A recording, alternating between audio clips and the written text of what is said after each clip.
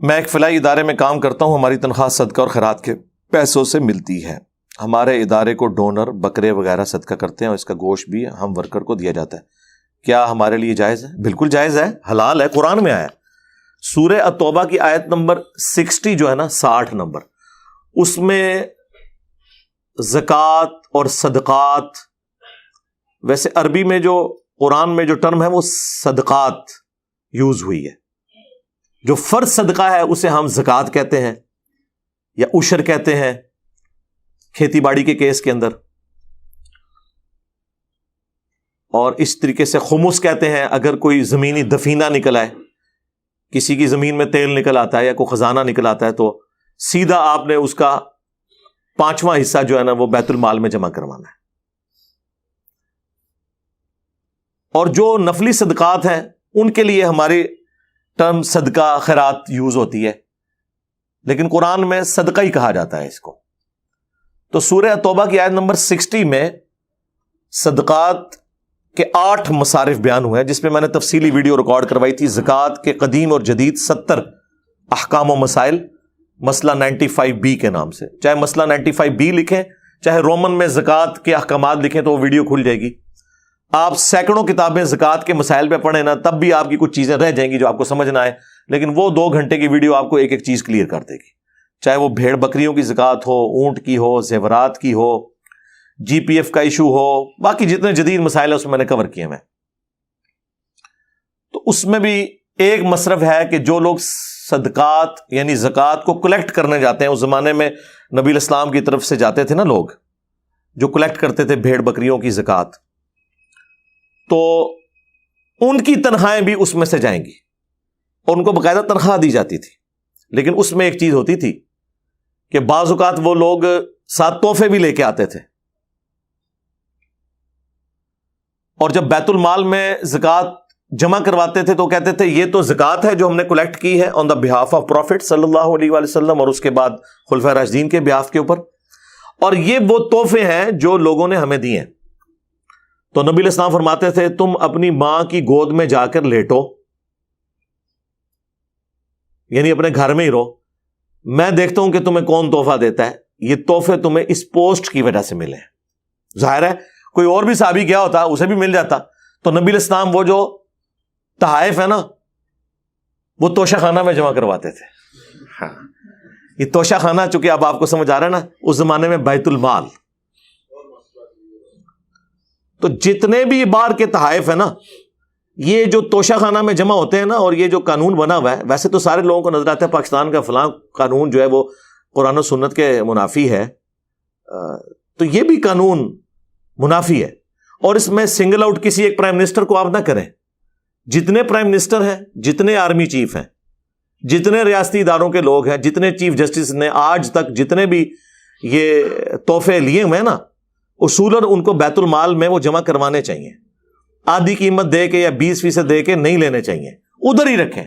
یہ صرف عمران خان صاحب کی بات نہیں ہو رہی، ساروں کی بات ہو رہی ہے۔ لیکن یہ بڑا ایک ظلم ہوتا ہے کہ آپ ایک بندے کو ٹارگٹ کرتے ہیں اور اس کے خلاف ایک میڈیا کمپین چلاتے ہیں، بہت اچھی بات ہے، لیکن ایمانداری کا ثبوت دیں۔ انہی کے دور حکومت میں جتنے بھی باقی لوگ ہیں نا، ریاستی اداروں کے لوگ بھی، ان کے طائف کی لسٹ بھی کہیں سے نکالیں اور وہ بھی ڈسپلے کریں اور دکھائیں کہ ان کے ساتھ کیا ہوا ہے، پھر پتہ چلے گا کہ آپ لوگ ٹرو جرنلسٹ ہیں اور یہ سب کچھ لے کے چل رہے ہیں صحیح۔ میں تو پہلے دن سے کہہ رہا ہوں کہ یہ غلط ہے۔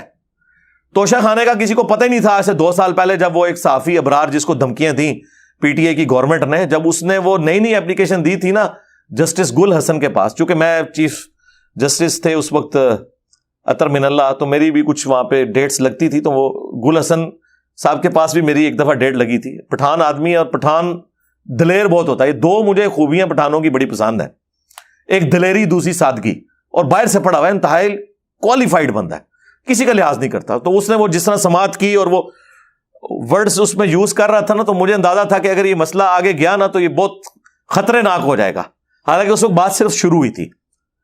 تو بات یہ کہ نبی علیہ السلام نے یہی تعلیم دی ہے آپ نے کہ کوئی گفٹ آپ کو پوسٹ کی وجہ سے ملے نا گورنمنٹ کی، چاہے آپ صدقات اور زکوٰۃ کلیکٹ کرنے گئے ہیں یا گورنمنٹ کے کسی کام سے گئے ہیں، ظاہر ہے یہاں سے پرائم منسٹر یا آرمی چیف اپنے ذاتی کام کے سلسلے میں تو نہیں دوسرے حکمرانوں کو ملتا. پرائم منسٹر تو کوئی بھی ہو سکتا ہے, ایک پوسٹ کا نام ہے. آرمی چیف ایک پوسٹ کا نام ہے, کسی بندے کے ساتھ منسوب نہیں ہے. لہٰذا ان کو جتنے گفٹ ملتے ہیں نا, یہ گورنمنٹ کے خزانے میں آنے چاہیے. اور پھر دیکھیں اتنے مہنگے مہنگے گفٹ ہیں, ان گفٹس کے ذریعے ویسے ہمیں تو یہ کہتے ہیں آپ 10-10 روپیہ ڈیم فنڈ میں جمع کروائیں, 20-20 روپیہ سیلاب فنڈ میں جمع کروائیں, اور خود انہوں نے لاکھوں کروڑوں کے جو گفٹ ہیں وہ اپنے پاس رکھے ہوئے ہیں. اور صرف گفٹ نہیں, پھر ان کی رشتہ داریاں ہوتی ہیں, اور پھر آگے یہ سارے کے سارے معاملات چلتے ہیں ان کے. ان لوگوں نے اپنی جیبیں نہیں ڈھیلی کرنی ہے, انہوں نے نہیں دینا گورنمنٹ کے خزانے کے اندر.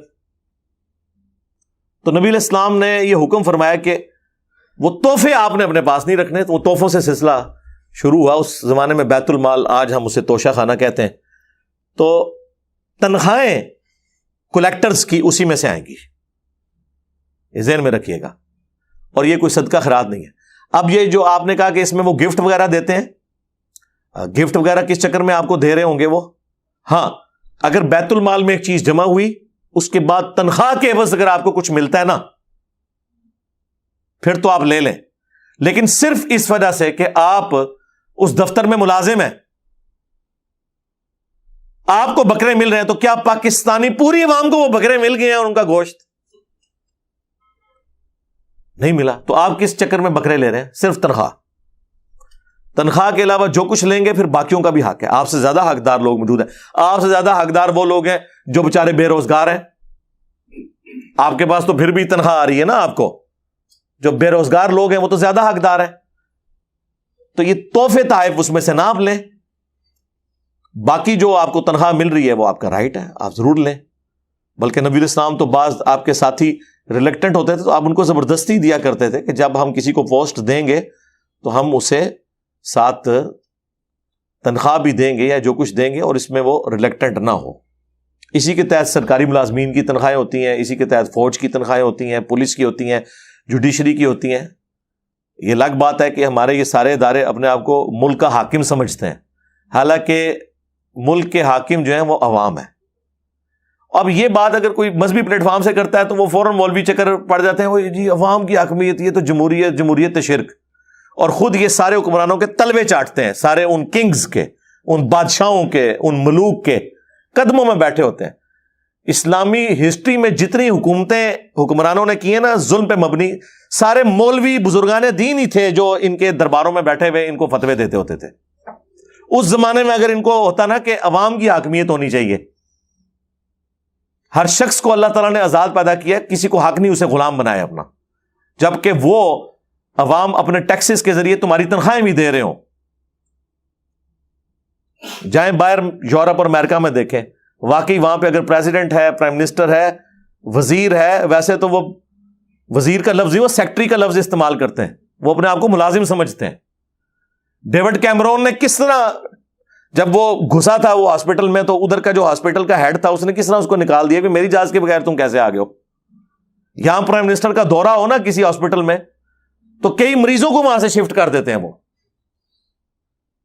جگہ کھلی کرنے کے لیے. یہ فرق ہے. اور یقین کریں وہ بندہ حیران ہو جاتا ہے جناب, پرائم منسٹرز ہیں, اپنے بیگ اٹھائے ہوئے ہیں, اپنے بچوں کو بھی خود اٹھایا ہوا ہے, سڑک کراس کر رہے ہیں, سائیکل پہ جا رہا ہے. جی اتنا بڑا جج ہے, سائیکل چلا رہا ہے.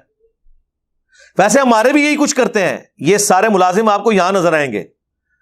آپ ذرا انہی لوگوں کو انگلینڈ کی سڑکوں پہ اور فٹ پاتھوں پہ آپ دیکھیں نا, انہوں نے خود ہی اپنے بیگ اٹھائے ہوئے ہوتے ہیں.